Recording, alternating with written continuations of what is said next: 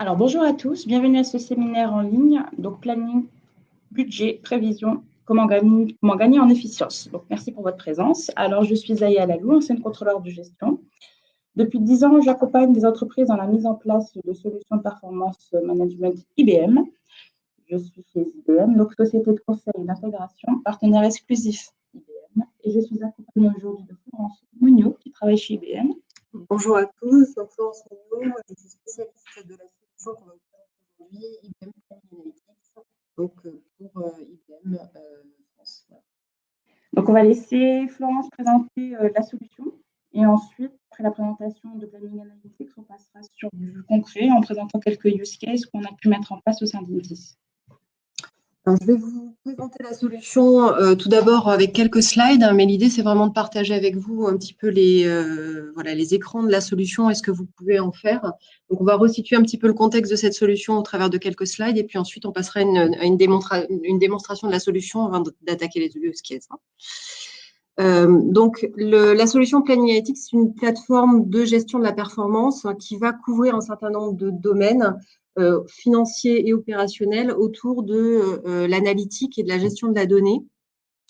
Donc, on va couvrir des sujets comme la collecte et la consolidation de données de gestion, tout ce qui est processus d'élaboration et de suivi budgétaire, hein, donc qui sont effectivement les grands classiques dans cette solution, mais également des éléments de simulation, hein, puisque la solution va être en capacité d'adresser des problématiques de calcul temps réel et va effectivement nous permettre de faire de la simulation métier, y compris sur des domaines très opérationnels, dans le domaine des achats, dans le domaine des ventes, etc. Bien évidemment, la solution va également couvrir tout un pan de reporting et de dashboard, puisque effectivement, une fois qu'on aura collecté l'information, une fois qu'on l'aura effectivement retravaillée, on va être en capacité d'automatiser et de fluidifier la production des reportings et des dashboards. Tout ça tourne sur un axe un peu central, hein, de stockage de l'information sous forme d'analyse multidimensionnelle qui va effectivement faciliter l'appréhension des utilisateurs de l'analyse de la donnée.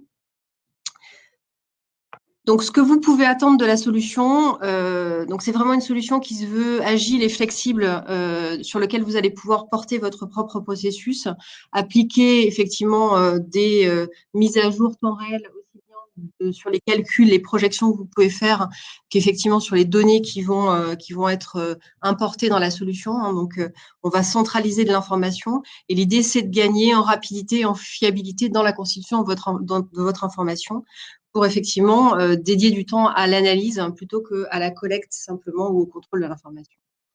On va faire ça sous forme, effectivement, comme je vous le disais, d'analyse multidimensionnelle afin de construire effectivement facilement des analyses et de rechercher facilement de la donnée.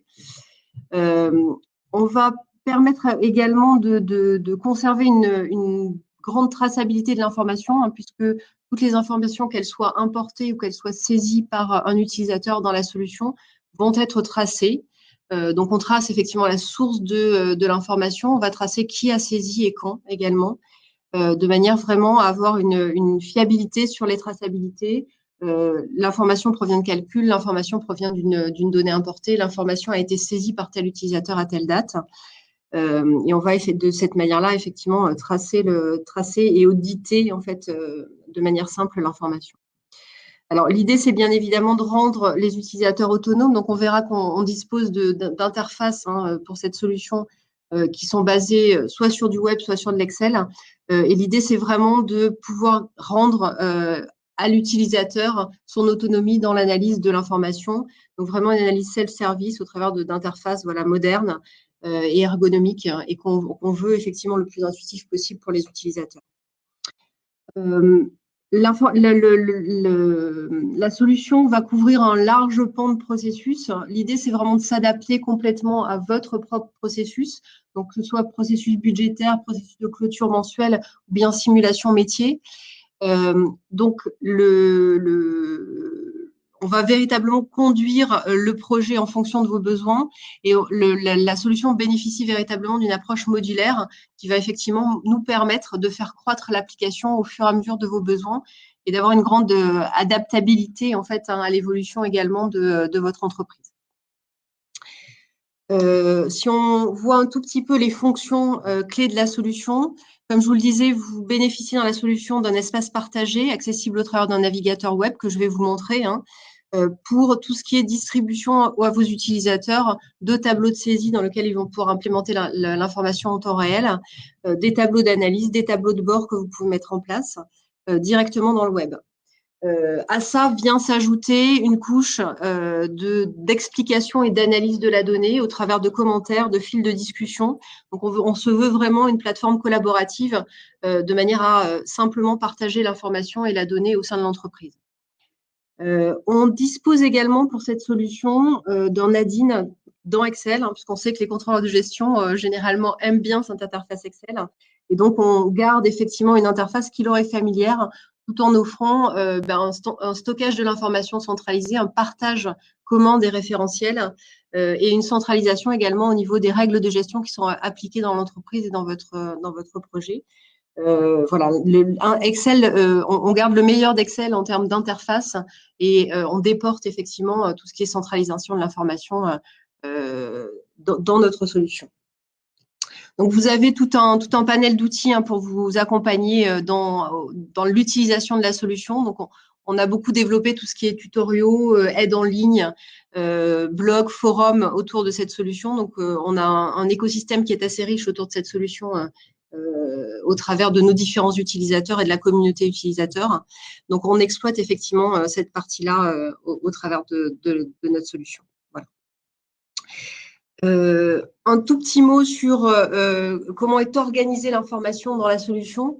On est vraiment sur de l'analyse multidimensionnelle, donc on va avoir des axes en fait d'analyse qui vont être vos propres axes d'analyse qu'on va pouvoir implémenter au travers d'une bibliothèque en fait d'axes d'analyse. Alors c'est vos analyses produits, vos analyses clients, donc votre référentiel produit, votre référentiel client avec sa richesse, ses différents attributs. Un référentiel temporel, puisque bien évidemment, on va historiser l'information. Et le but, c'est bien d'avoir, dans une optique de projection, d'avoir déjà un regard sur le passé et ce qui a pu être chargé, effectivement, s'appuyer en fait sur des données de référence de manière à pouvoir projeter à chaque fois. Donc, tout ça est géré effectivement au travers des axes d'analyse à partir desquels on va construire effectivement notre modèle. Et donc, on est sur une modélisation qui est assez flexible. Donc, on est sur du multimodèle, un multicube, dans lequel on va pouvoir gérer différentes granularités, faire des liens natifs entre les différents modèles. Si vous avez un modèle spécifique RH, un modèle sur la partie chiffre d'affaires, un modèle propre au cash flow, par exemple, on va pouvoir lier les informations communes de ces différents modèles pour constituer une base d'informations complète. Donc, vient s'ajouter à ça, bien évidemment, alors les règles de gestion que vous pouvez mettre en place, les imports de données qui vont être automatisés. Donc, l'idée, c'est effectivement, comme je vous le disais, de gagner du temps dans cet import de données, donc de pouvoir automatiser un maximum de choses et de centraliser l'information, que ce soit de votre système de paye, de votre système comptable, de pouvoir fluidifier les flux d'informations de vos systèmes amont. Et puis, bien évidemment, on va positionner de la sécurité sur les données et de la traçabilité. Donc, chaque utilisateur qui va se connecter avec un login mot de passe. Il va avoir un profil utilisateur qui est défini dans la solution, qui va permettre de restreindre en fait la vision qu'il a de sa donnée à ses stricts droits. Quand on est sur des applications RH, par exemple, d'analyse de masse salariale, on peut descendre à des niveaux très fins qui requièrent effectivement une sécurité accrue sur la donnée, par exemple. Voilà. Donc, voici un petit peu les grands principes de cette solution.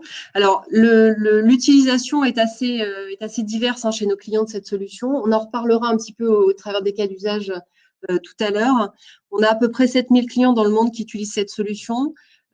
Cette solution peut être hébergée chez vous ou bien directement portée dans le cloud IBM. On a la même solution, effectivement, qui est disponible chez vous ou dans le cloud IBM. Et on va adresser de multiples secteurs d'activité, du monde bancaire au monde industriel, au monde du retail, au travers de différentes fonctions. Donc, ça peut être effectivement des fonctions IT pour du pilotage de projet. Ça peut être des fonctions supply chain pour du pilotage, par exemple, d'assortiment quand on est dans le domaine retail. Ça peut être de la prévision de vente, bien évidemment, qu'on va pouvoir réaliser.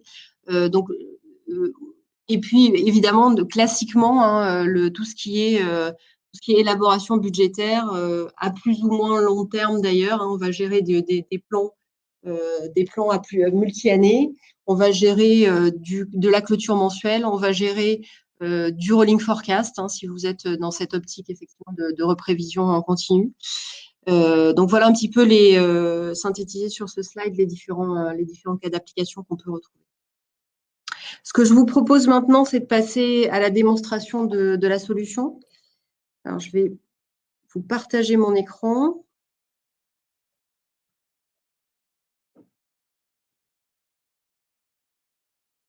Voilà, donc là, normalement, vous devez voir mon écran apparaître. Donc là, je me suis déjà connectée hein, au travers… alors, je vais faire une petite manipulation. Voilà, je suis simplement connectée au travers d'un simple portail web. Et je me suis connectée effectivement avec un utilisateur. Hein, donc, chaque utilisateur va avoir son propre compte. Et donc, j'arrive effectivement sur un premier écran qui est complètement personnalisable hein, en fonction de vos processus. Ici, on va avoir simplement quelques petites fonctions sur différents processus. On a ici, donc je vous ai déjà présenté la solution de manière un peu théorique. On va parler d'un processus de clôture mensuelle, on va parler de budget de charge, par exemple. Hein, donc, comment effectivement on va pouvoir faire collaborer un certain nombre de contributeurs à un budget, et puis potentiellement des simulations également sur la partie chiffre d'affaires marge. La solution va également porter un certain nombre de tableaux de bord, je vous en montrerai quelques exemples. L'idée de cette plateforme web, hein, comme je vous le disais, c'est vraiment de permettre une collaboration entre les différentes personnes qui vont se connecter à ce portail web. On va l'organiser véritablement pour suivre votre processus. Donc là, je suis rentrée dans la partie processus de clôture mensuelle. Par exemple, je me suis organisé mon tableau de bord de manière à pouvoir avoir très facilement les différentes étapes par lesquelles je dois passer effectivement tous les mois. Et donc, vous voyez qu'on structure véritablement un processus de cette manière-là, en définissant simplement voilà, un enchaînement de tâches, un enchaînement d'étapes. Là, je suis plutôt sur une vision plutôt centralisée. On va avoir deux approches hein, dans la solution. Effectivement, un certain nombre de processus, comme des processus, par exemple, de simulation, qui peuvent être des processus assez centraux.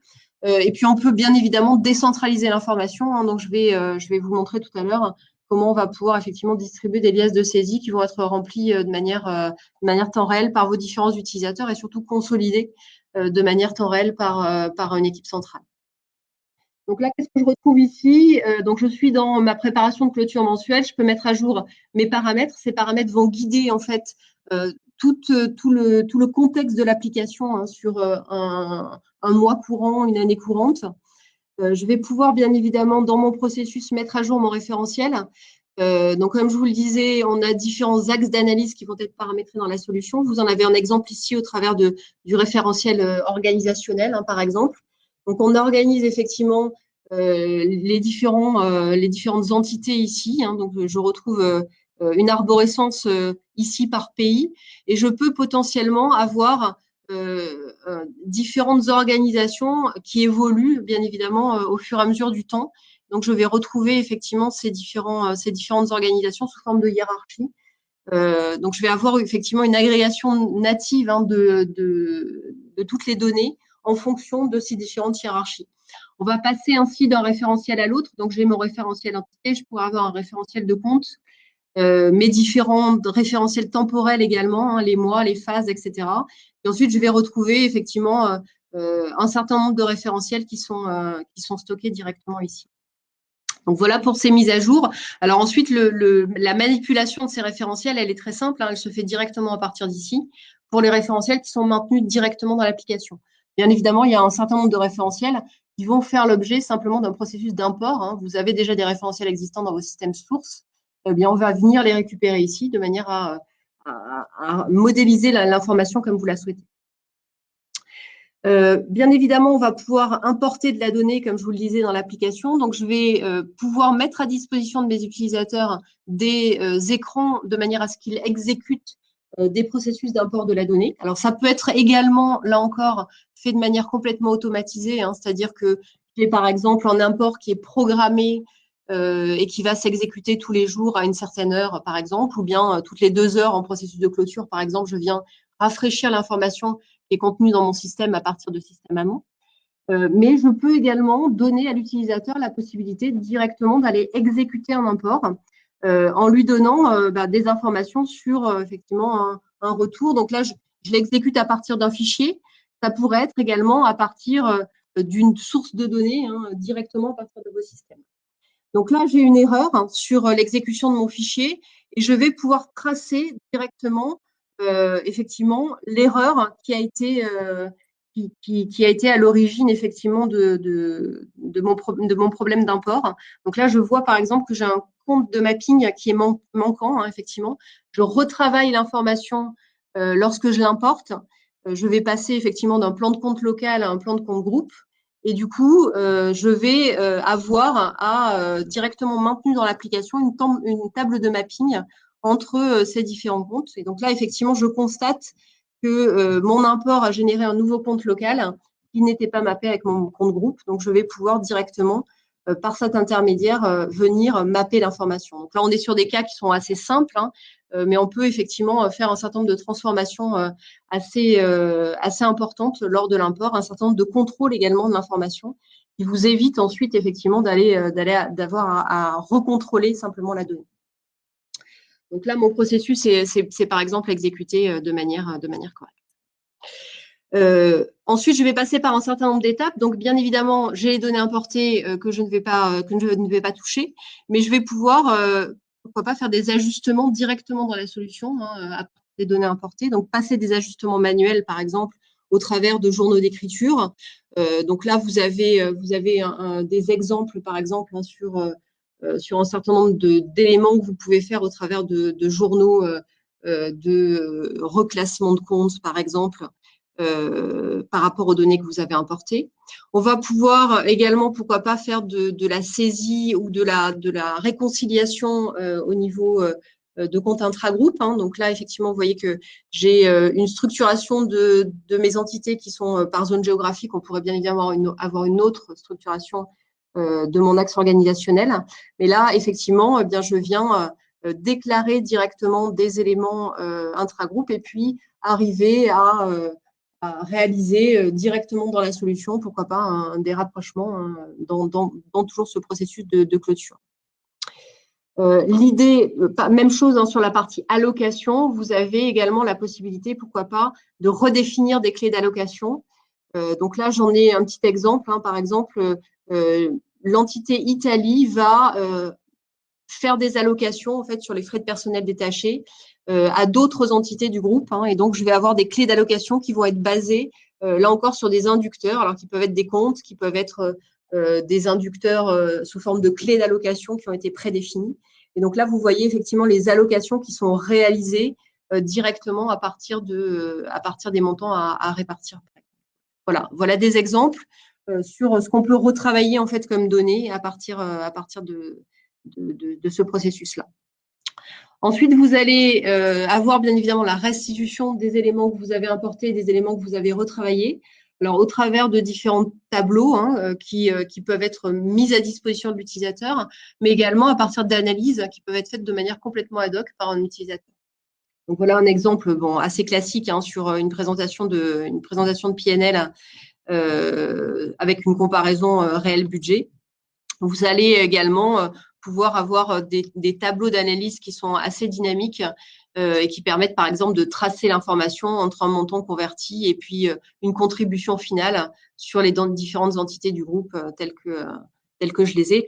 Donc là les éléments sont vraiment dynamiques en fait en ligne, en colonne. En fait, l'information est véritablement structurée sous forme de tableaux croisés et je vais pouvoir naviguer facilement dans mon information directement en visualisant par exemple mes différents comptes, en allant effectivement sélectionner l'information qui m'intéresse. Si je veux voir une synthèse de mon PNL, je vais pouvoir la visualiser directement à partir des informations de cette manière-là. Donc, présentation de l'information sous forme de tableau croisé. Donc, ça veut dire que je peux effectivement venir facilement permuter mes axes, permuter les différentes vues de ma donnée de manière complètement dynamique ici. Voilà, si je veux voir, par exemple, le résultat sur mes différentes entités, je vais pouvoir le voir de manière dynamique. Donc, voilà pour quelques exemples ici. Sur ce processus-là, on va regarder un processus un peu de contribution multi-utilisateur, hein, et comment, effectivement, on peut guider cette contribution au travers de la plateforme. On va passer sur une liasse de saisie, cette fois-ci, qu'on a mise à disposition des utilisateurs, de manière à ce qu'ils puissent effectivement exécuter directement une saisie au travers d'un budget. Donc là, je vais retrouver une structuration un peu comme vous pouvez le faire quand vous envoyez en fait à vos contributeurs une liasse Excel. Simplement, là, je suis sur un format web, hein, donc un format un peu enrichi effectivement de l'information. Mais le principe de saisie va être relativement similaire, hein. C'est-à-dire que je vais effectivement avoir des tableaux de saisie dans lesquels l'utilisateur va pouvoir rentrer son information. La seule différence, effectivement, c'est que cette information va être en temps réel, hein, consolidée, effectivement, et partagée avec les différents intervenants. Donc là, j'ai un contexte de saisie, hein, donc je retrouve effectivement mon axe organisationnel avec mes différentes entités. On va limiter le périmètre de l'utilisateur à l'entité qui l'intéresse. Je vais pouvoir lui distribuer un certain nombre d'éléments, hein. Donc ça peut être des instructions de saisie sous format texte, sous format vidéo par exemple, des tâches, hein. Je vais pouvoir lui distribuer un certain nombre de tâches autour d'un processus et suivre effectivement l'exécution de ces différentes tâches, hein. Donc je vais avoir ensuite des tableaux récapitulatifs puisque cette information bien évidemment va être stockée. Vous voyez également que vous avez des éléments de commentaires, hein, au-delà effectivement de la production d'informations chiffrées, on va être en capacité d'adjoindre effectivement un certain nombre de commentaires sur mes différents processus. La navigation va se faire soit sous forme d'onglet, soit sous forme de bouton de navigation. Donc, je vais pouvoir aller, par exemple, dans une synthèse ici, sur mes charges d'exploitation. Et donc là, je retrouve voilà, classiquement un tableau de saisie sur mes charges et je vais venir directement contribuer à mon information dans ces tableaux-là. Vous pouvez également formater l'information de manière un peu différente, hein, c'est-à-dire vous pouvez la visualiser et passer très facilement d'une vue tableau à une vue graphique.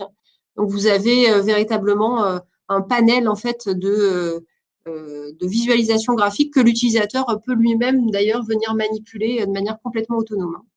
Donc, il a complètement la possibilité de venir formater l'information un petit peu comme il le souhaite. Dans ces tableaux-là, même chose, hein, je vais avoir une vue dynamique de mon information. Si je me concentre ici sur la partie charge fixe, par exemple, eh bien, je vais venir directement saisir l'information dans mon tableau, donc de manière très simple. Et puis, je vais ensuite pouvoir également, pourquoi pas, faire de la saisie d'informations à partir de répartition de données.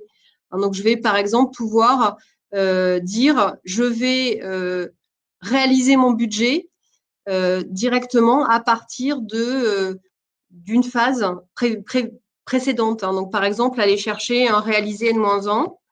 Je vais retrouver le montant qui a précédemment effectivement été le montant de mes charges fixes, hein. Donc là, je suis sur un total charge fixe sur ma valeur de réaliser N-1. Et puis, je vais pouvoir, par exemple, me fixer une nouvelle valeur de manière, effectivement, à avoir une répartition automatique de mes charges sur les différents éléments. Donc là, je viens complètement, effectivement, pré-remplir un budget à partir de, effectivement, une période de référence.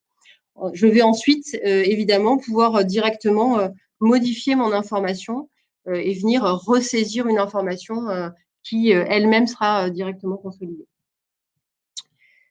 Donc voilà sur cette partie un petit peu saisie. Alors bien évidemment, vous pouvez avoir plusieurs espaces de saisie, hein.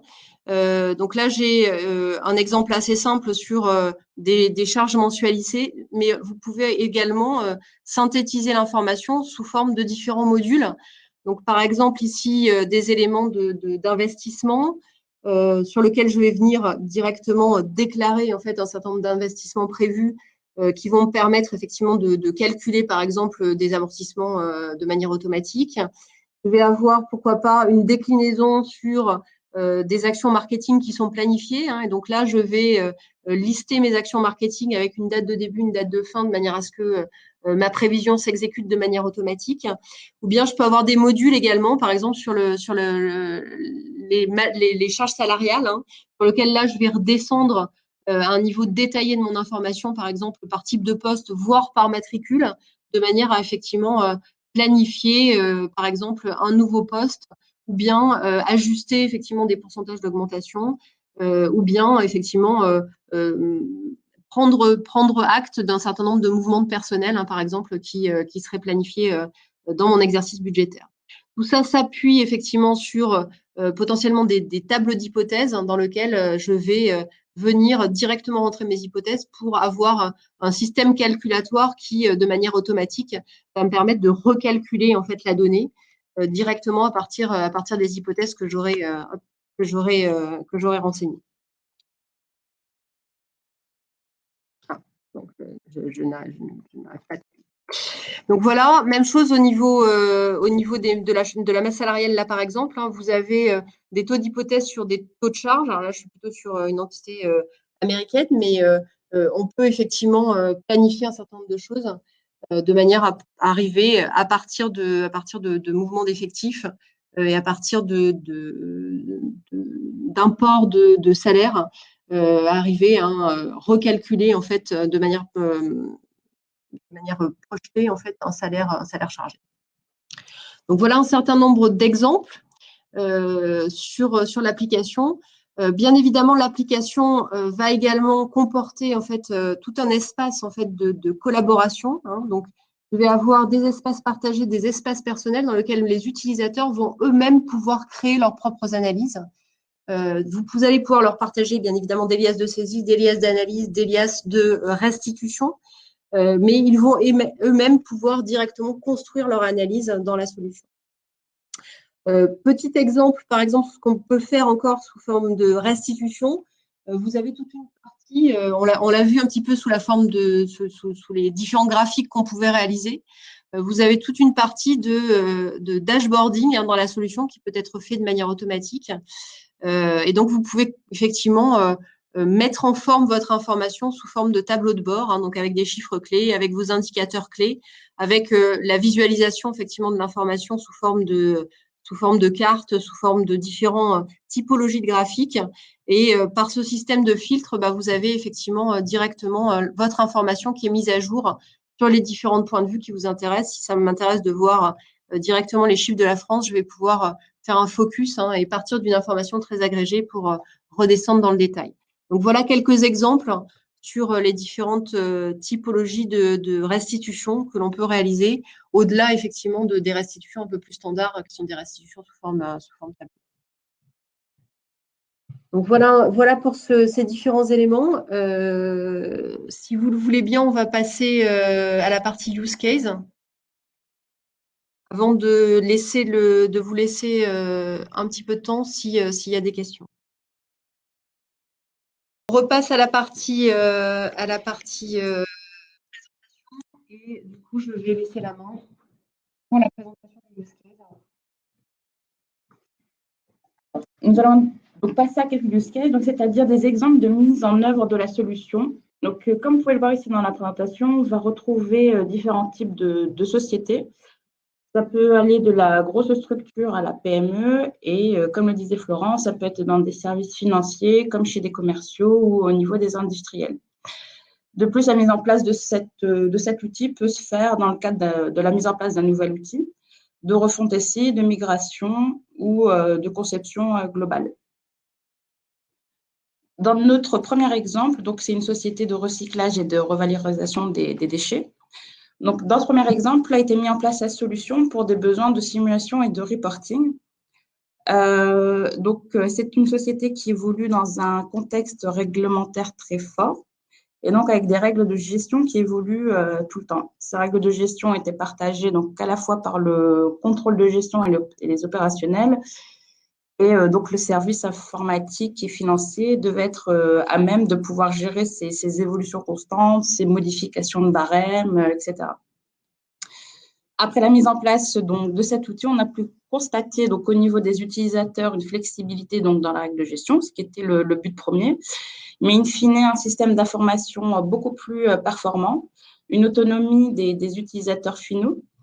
Et la solution ayant été en plus ici construite avec le client a été facilement évolutive en fonction des différentes évolutions du marché.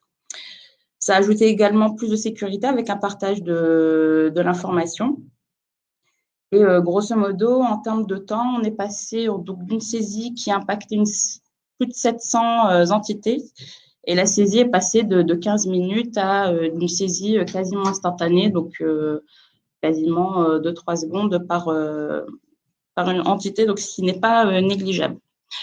L'outil a également permis la mise en place d'un workflow personnalisé, donc en prenant en compte exactement le process propre à la société. Dans notre deuxième exemple, donc ici, grosso modo, on avait un service commercial et un service financier qui ne disposaient pas des mêmes données. Donc, en gros, les données commerciales étaient d'abord ressaisies par la finance avec des problèmes de fiabilité liés à la centralisation de données provenant de plusieurs outils différents. Il fallait donc les réconcilier, c'était fastidieux, cela prenait beaucoup de temps. La tâche, pour finir, a été déléguée à un prestataire, mais cela rajoutait des contraintes qui imposaient des envois de fichiers manuels, quotidiennes et heures fixes. Donc, en plus d'avoir des tâches très manuelles, on rajoutait, en plus de ça, une dépendance vis-à-vis de l'extérieur.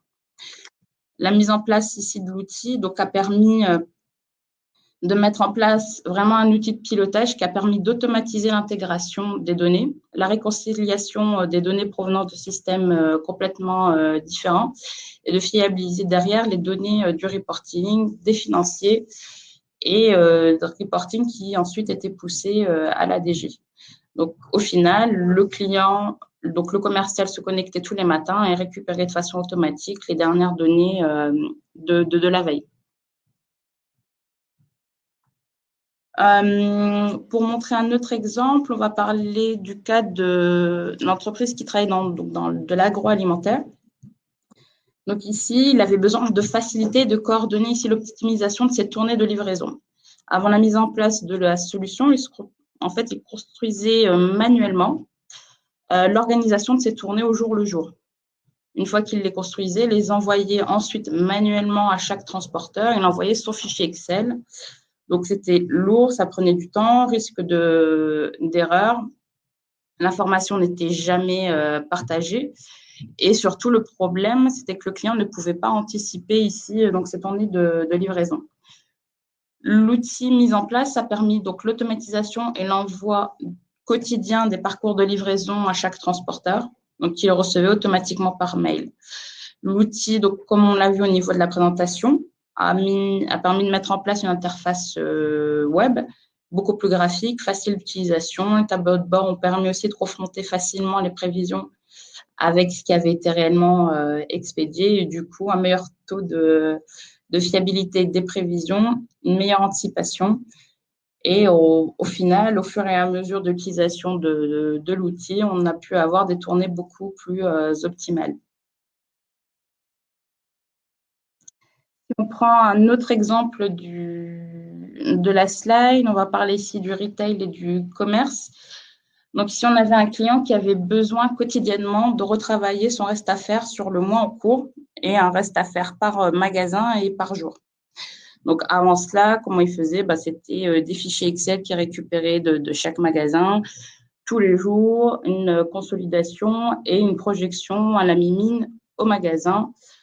Donc, ça prenait énormément de temps, ça manquait énormément de fiabilité et au niveau des fichiers Excel, dès qu'il y en a un qui plantait, forcément, la personne devait tout recommencer.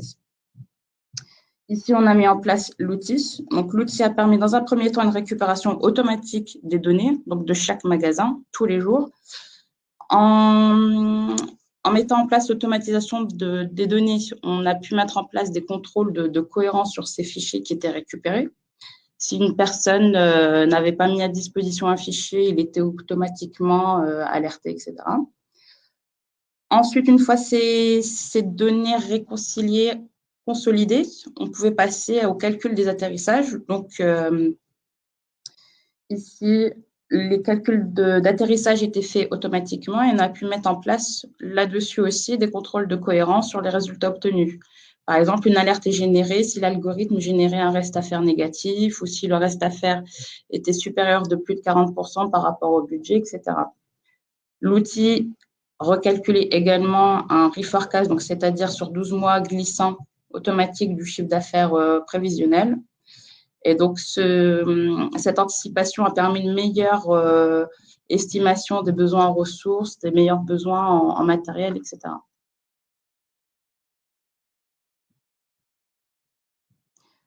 Ici, au niveau de cette slide, on va parler ici du cas de l'automobile. Donc là, la problématique principale était une multiplication des outils pour réaliser tout ce qui était prévision achat. Donc, une multiplicité des outils, sans parler du nombre de fichiers Excel qui étaient utilisés pour réussir à faire ces simulations. L'enjeu donc a été ici de centraliser les données et de faciliter la collecte. Les prévisions ensuite ont permis aussi d'estimer le prix d'achat des pièces, la simulation sur des hypothèses, des risques, des opportunités d'achat, par exemple une hausse au niveau des fournisseurs ou une hausse au niveau des matières premières, ont permis aussi de modéliser un moteur de calcul, de simulation qui a permis d'estimer au mieux les coûts de production et d'avoir des coûts de production calculés de façon beaucoup plus précise. Donc, au niveau des use cases, je pense qu'on va s'arrêter là.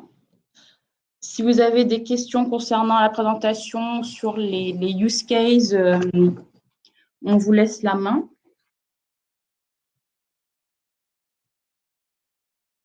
Alors après, on a un certain nombre de questions qui nous ont été posées par l'intermédiaire du chat. N'hésitez pas, si vous en avez, à utiliser effectivement ce moyen pour nous les poser. Donc, je vais prendre une ou deux questions effectivement qui nous ont été posées, par exemple sur la traçabilité utilisateur. Donc, effectivement, hein, chaque saisie utilisateur est tracée par utilisateur. Donc, on va avoir l'information de qui a saisi, quand, et surtout la valeur avant et la valeur après modification de la donnée. Un autre exemple sur la partie Excel, donc comment se connecter. Est-ce que vous avez effectivement un add-in dans Excel? Donc oui, effectivement, hein, on a un add-in dans Excel qui nous permet effectivement directement de manipuler l'information. Je vous ai montré la partie web, je vous ai effectivement pas eu le temps de vous montrer cette partie-là. On a effectivement une manipulation des données en direct dans l'interface Excel, soit sous forme de tableau croisé, soit directement sous forme de mise en place de rapports avec des formules spécifiques qui nous permettent effectivement d'aller se connecter à la solution. Une autre question peut-être sur la formation. Je te laisse adresser cette partie-là. Donc, on a effectivement une question sur comment se déroule la formation. Alors, il y a plusieurs étapes. C'est au moment qu'on a un projet, il y a plusieurs modes de mise en application de la solution. C'est de la co-réalisation. Donc, dans ce cas-là, on a une formation qui est de 5 jours, une formation en ligne, 5 jours. Et là, vous êtes à même de pouvoir développer, d'utiliser et de manipuler tous les objets qui vont être créés dans la solution. Donc, ensuite, soit le projet se fait en mode coaching, et donc vous réalisez avec l'intégrateur, soit en co-réalisation, vous réalisez ensemble, ou soit l'intégrateur développe l'ensemble de l'application. Si vous ne souhaitez pas participer au développement propre de la solution, vous avez à disposition des formations en ligne de 3 heures pour utiliser l'interface web. Donc, en fait, tout dépend de votre niveau d'implication dans la mise en place de l'outil. Ça peut aller donc de 5 jours de formation ou de 3 heures.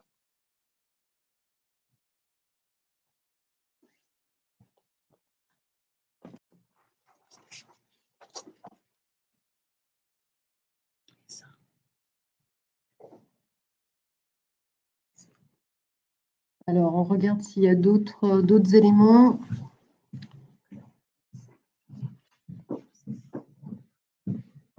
Alors, on a une autre question sur peut-on connecter l'outil à des données issues de sources extérieures? Donc oui, effectivement. Alors la seule chose, c'est que l'information qu'on va récupérer dans cette solution doit être une information structurée. Chez IBM, on a effectivement d'autres solutions qui permettent de récupérer des informations, je dirais, non structurées, hein, sous forme web, etc. Là, on est plutôt sur de la base de données. Et donc, effectivement, on peut bien évidemment récupérer de l'information de sources externes, mais plutôt sous forme structurée. Là, on a une question où on nous demande si on a la possibilité de montrer le rendu de l'exemple en logistique et malheureusement, on n'a pas pu anonymiser la plateforme. Par contre, si vous voulez discuter sur le sujet, on peut reprendre contact avec vous et aller plus dans le détail concernant ce sujet de logistique. Ensuite, il y avait une autre question.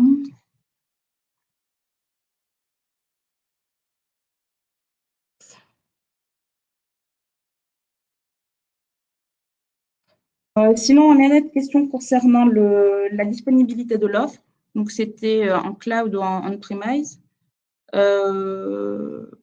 Donc, contrairement à d'autres acteurs du marché, on a voulu laisser la possibilité de soit utiliser l'outil en cloud. Donc, l'avantage pour vous, c'est que vous n'avez aucune maintenance, aucune installation à faire sur vos propres serveurs. Mais par contre, aussi laisser la possibilité à des clients qui ont des données un peu confidentielles et de pouvoir le gérer en interne. Donc, on laisse quand même la possibilité de faire un peu des deux. Alors, on a encore le temps pour une question. On a un client en l'occurrence. Donc, je vous ai parlé effectivement de cette solution Planning Analytics. L'ancien nom de cette solution Planning Analytics, enfin l'ancêtre de cette solution est une solution qui s'appelle TM1. Et donc, effectivement, on peut passer de TM1 à Planning Analytics. C'est une migration en fait. Hein, la base de données en fait reste la même. Par contre, effectivement, les interfaces, comme vous avez pu le voir, ont été largement modernisées dans Planning Analytics. Donc effectivement, c'est une migration qui est assez simple. Après, il faut simplement voir les composants que vous souhaitez mettre en œuvre en plus des éléments que vous avez déjà existants dans votre applicatif. Alors, on a des questions également sur les principes de tarification de la solution. Donc là, on pourra reprendre contact avec vous sur ces éléments-là. Les licences sont des licences généralement qui dépendent du nombre d'utilisateurs de la solution. Hein. Et donc, on pourra vous répondre de manière un petit peu plus précise en reprenant contact avec vous.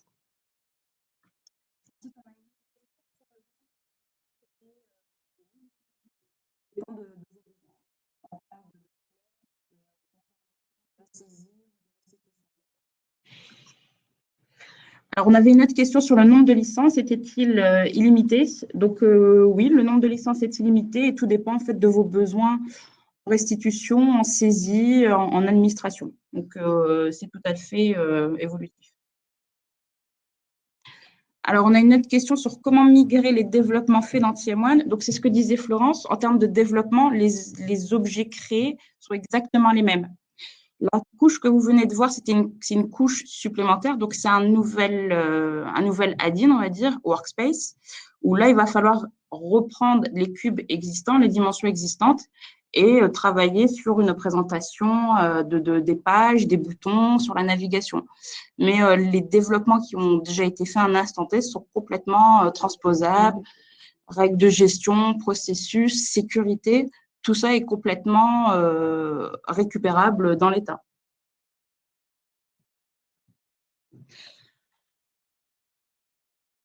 Alors, en termes de visuel, donc une autre question, en termes de visuel, avez-vous une solution BI?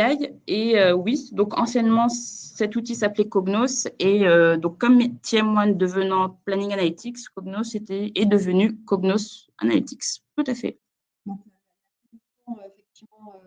Cognos Analytics, hein, qui est une solution véritablement de BI d'entreprise en l'occurrence, est une solution qui est complémentaire en fait à la solution qu'on vient de vous présenter. La solution Planning Analytics a vraiment une vocation de faire collaborer et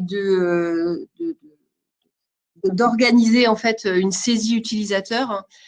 Par contre, elle peut bien évidemment s'appuyer sur une couche Cognos Analytics qui va permettre de restituer en temps réel des rapports d'entreprise et donc potentiellement de distribuer l'information de Planning Analytics, mais également d'autres sources de données au travers de la plateforme BI Cognos. Alors, vous avez la possibilité, on a une question sur de l'export de rapports PPT ou PDF. Donc, effectivement, on a en fait la possibilité d'exporter les écrans que je vous ai montrés directement sous format PPT, PDF, de les partager directement avec les utilisateurs et potentiellement de les adjoindre à un mail, par exemple, de manière à distribuer l'information de manière un petit peu plus large que les utilisateurs connectés à la solution. Donc la solution, on a une question sur l'historique en fait de cette solution. Alors la solution Planning Analytics existe depuis 2015, donc il y a un certain nombre de nos clients qui sont sur cette solution-là et qu'on a effectivement mis en place directement sur cette solution. Donc elle existe depuis un certain nombre de temps. Elle a été d'abord disponible dans le cloud, elle est maintenant disponible à ISO fonctionnalité on-premise, donc depuis 3 ans maintenant. Et donc, on a environ, je vous ai parlé de 7000 clients historiques sur la solution de budget et de simulation de Tamin Planning Analytics. On a environ 700 clients qui ont effectivement qui utilisent cette solution actuellement dans le cloud au travers de Planning Analytics. Et puis, on a évidemment un certain nombre de clients qui sont des clients qui ont la solution chez eux et qui ont migré sur cette solution-là. Voilà. Mais on pourra effectivement développer ce point-là si vous avez besoin.